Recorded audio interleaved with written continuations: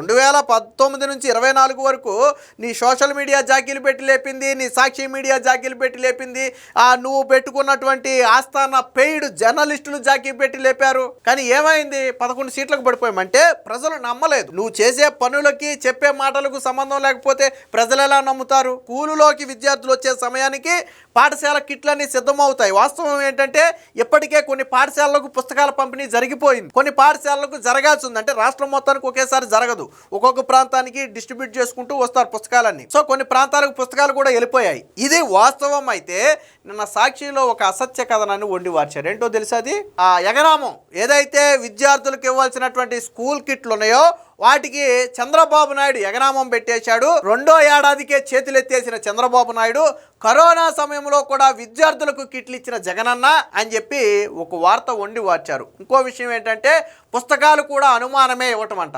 June 12 నాటికి అన్ని పంపిణీ చేస్తామని చెప్పి అధికారులు చెబితే ఏకంగా చంద్రబాబు నాయుడు లోకేష్ ఎగనామం పెట్టేశారు, విద్యార్థులకు వెన్నుపోటు పొడిచేశారని చెప్పి ఒక కథనాన్ని వండి మార్చారు. అంటే సిగ్గు అనిపించట్లేదా?